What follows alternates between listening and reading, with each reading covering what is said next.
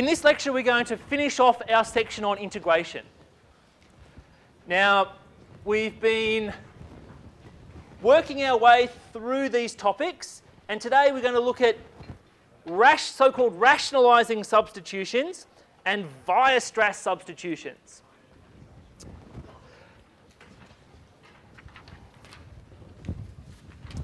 Okay, so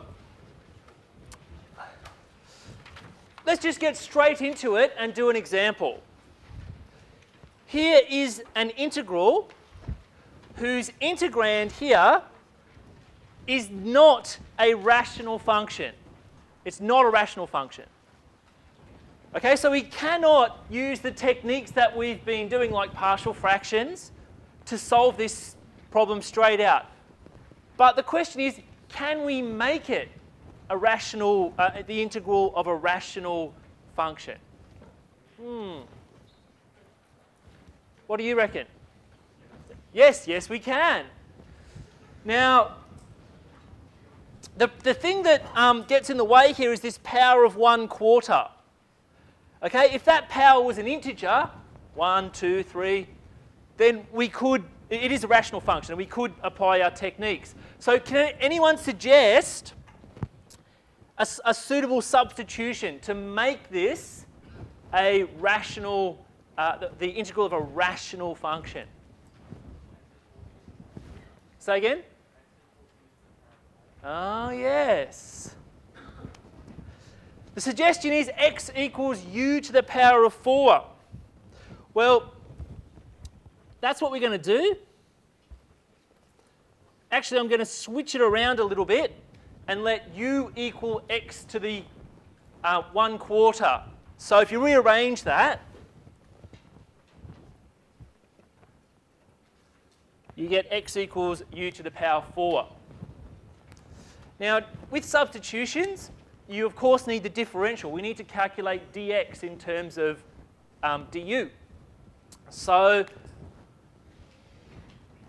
we can do that from this expression.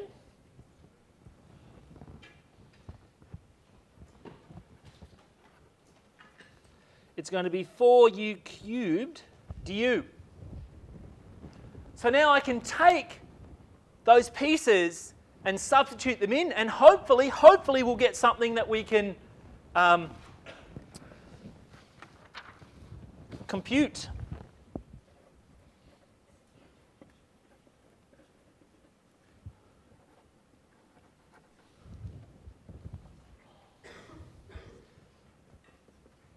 All right, so replace dx with this. And the bottom is going to be replaced with 1 plus u. Is that a rational, the integral of a rational function? Yes, it is. But if you look at the numerator, you've got a u cubed up top. The highest power down the bottom is power 1. So what we're going to have to do is split that up somehow. Okay, now you could use long division, but can anyone see a better way? Yes. Even simpler than that. Yeah. Just play with the numerator. Put a +1 up the top. Well, actually, a +4 up the top and a -4 up the top. Okay? Take out the factor of 4, and you can cancel.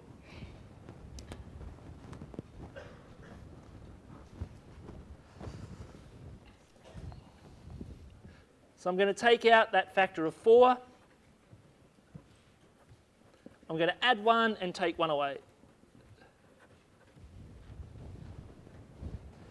So there I've got u cubed plus 1. I can factorise that and get the following. Bless you.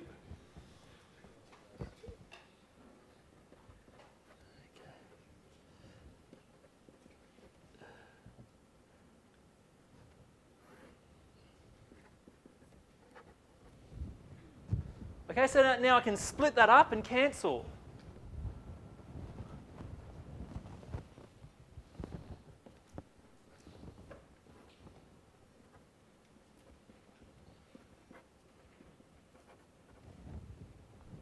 So now I can just integrate each of those terms, right? So let's do that.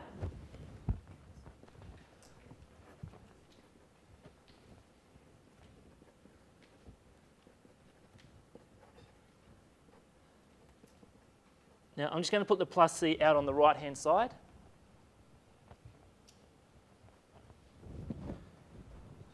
So I've done my integration. All I need to do now is get back to x's. So I can just back substitute, right? U is x to the 1/4, so I can just replace u with x to the quarter down here.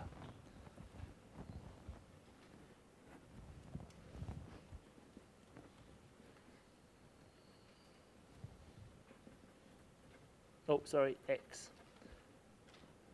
So 1/2 times x to the 1/2.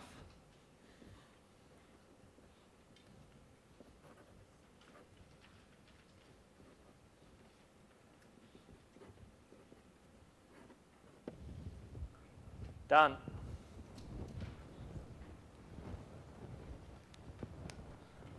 Okay, nothing fancy. It would be hard though if you couldn't get that initial substitution. It would be very difficult. All right, questions? Right, so that's a good technique. In general, it'll work. There may be other techniques to solve that problem, but I feel this is a fairly good one.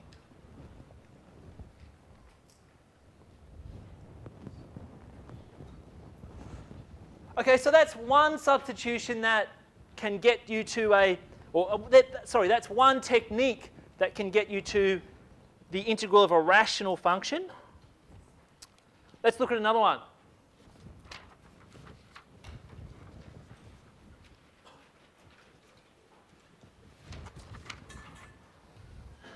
All right, here we're asked to integrate the following expression. Similar principles can be applied here. We need to come up with some substitution to make this, the integrand, the thing we're integrating, a rational function. Any suggestions? U equals e to the x. Who said that? Okay, you're on fire today. Who? Where did that come from? I'm confused. Where did you pull that from, man? What? Yeah, it does. It does. But even I want simple stuff, man. E to the 2x. What's that? That's e to the x, right? Times e to the x, which is e to the x all squared. So maybe, just maybe, I can somehow turn that e to the 2x into something squared. Oh, yeah. That's the answer I was looking for. Your answer is very valid too, though. All right, so let u equal e to the x. So let's calculate the differentials.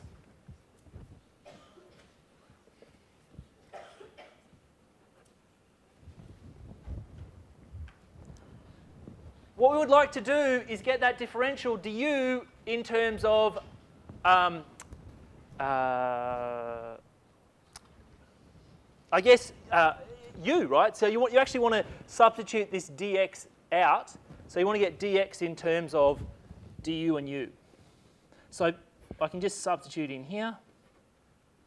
So what's dx going to be?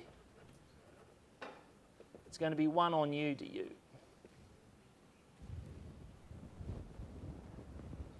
Okay, so we take those two bits, u and dx, and substitute in.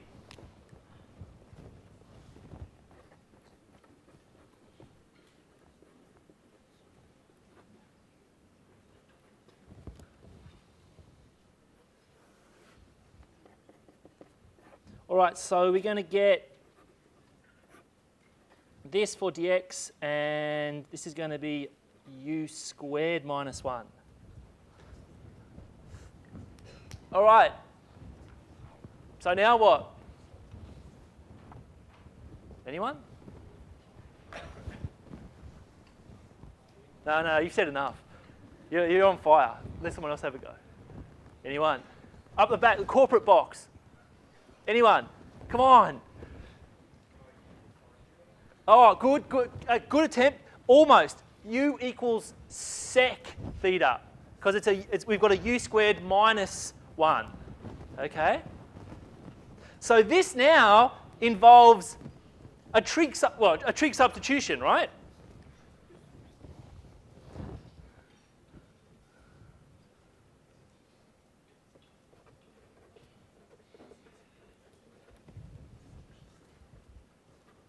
So if u equals sec theta, what's du going to be? Sec theta tan theta d theta.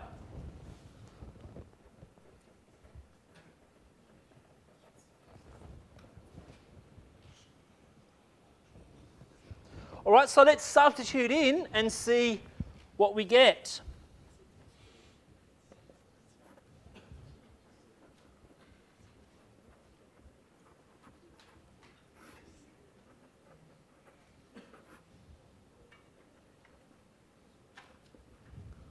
So now I can cancel off. I can replace sec squared minus 1 with tan squared, and I'll get the following.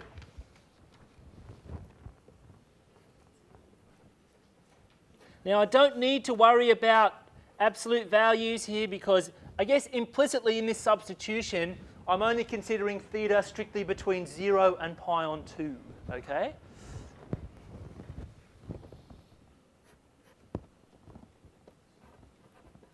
Okay, so that's pretty easy integration.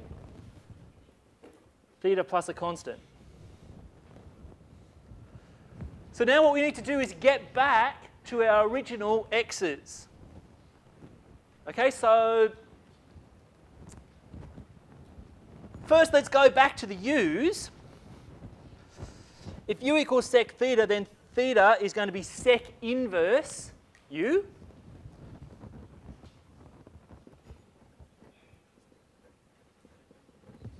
And then we've got to go back again. U is just e to the x.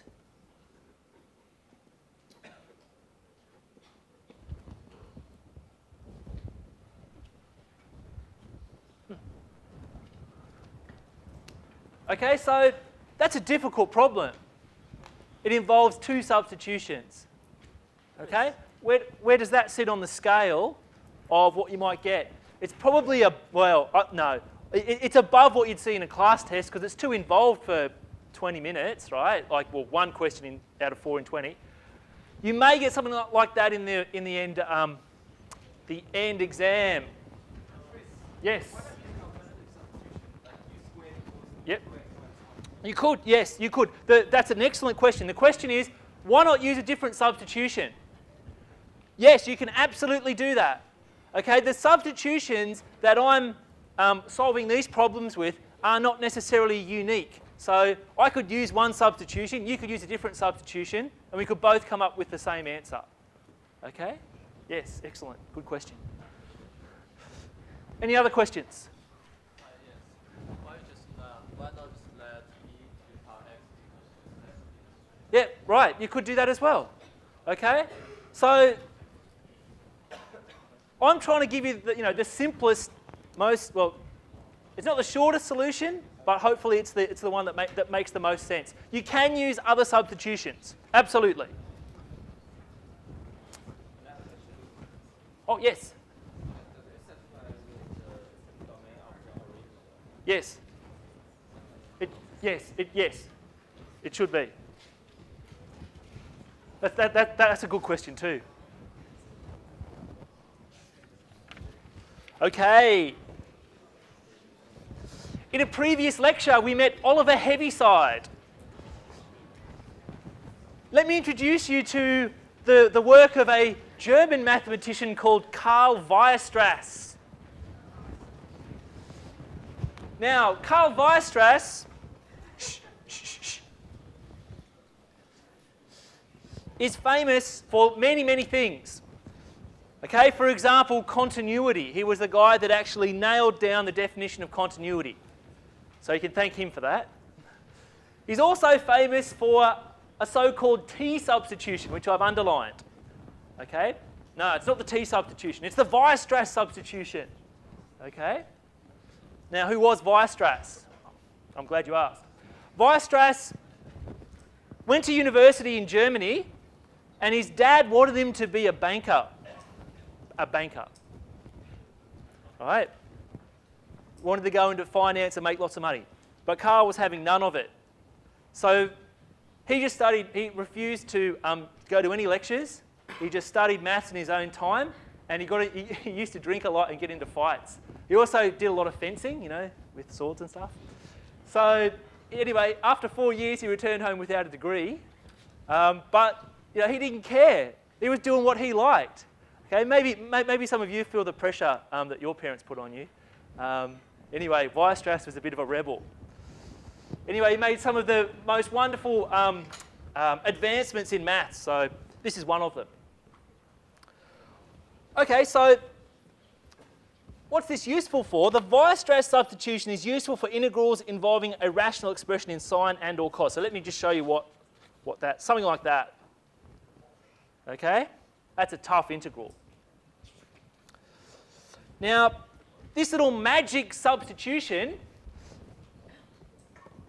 under that substitution, you can come up with expressions for sine x, cos x, and the differentials in this form. And I've given you some justification down here. Don't worry too much about that. But let me show you how it works in practice.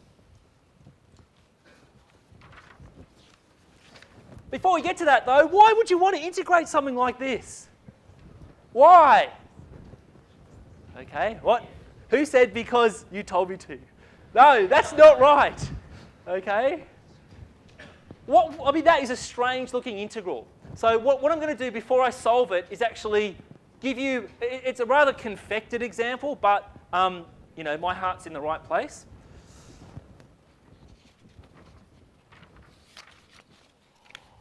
Okay.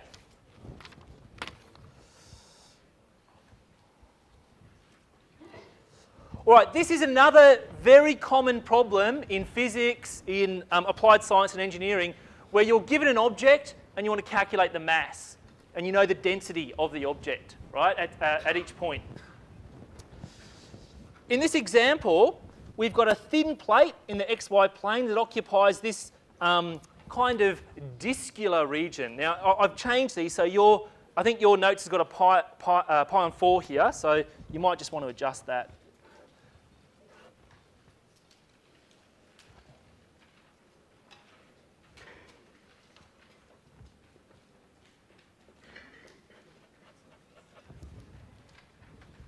So here's a rough sketch of the region that this plate occupies in the plane. Now, at any point in that plane, you've got a density associated with the point. Okay, here, and this again, this is a fairly confected example. It's given by this function. So basically, as you move away from the origin, the density decreases.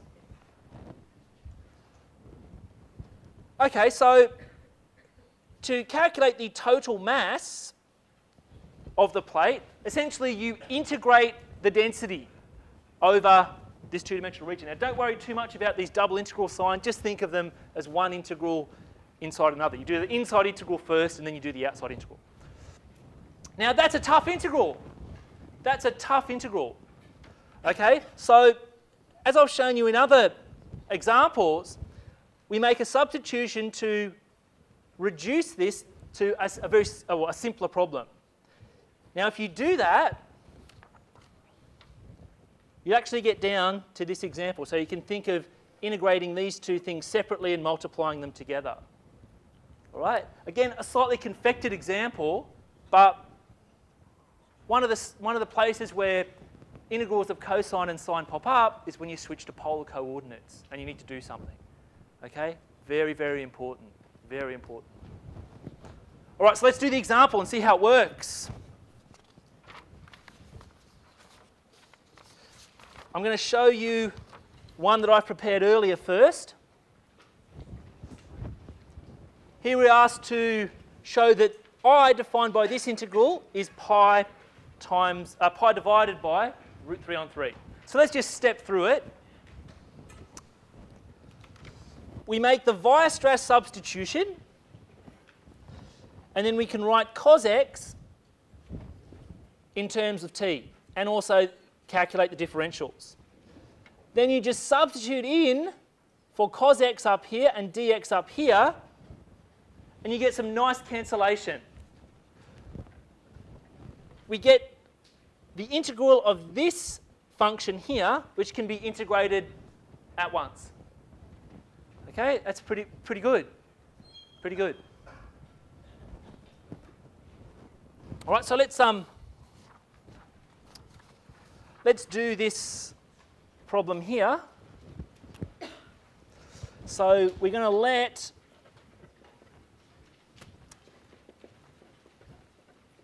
t equal tan x on 2.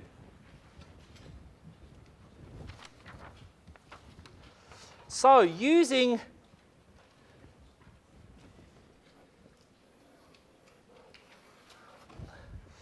these expressions here, we're just going to substitute in for dx, cos x, and sin x. So we're going to get a lot of t's. Okay, so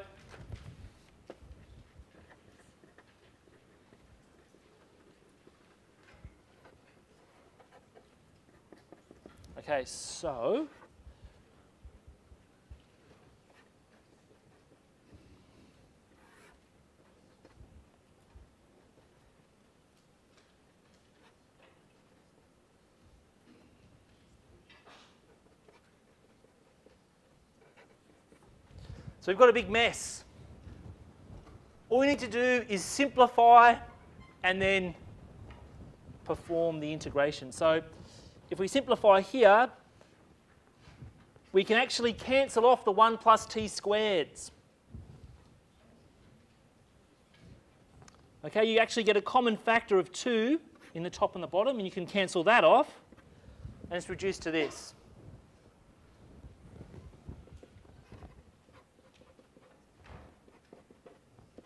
So back substituting,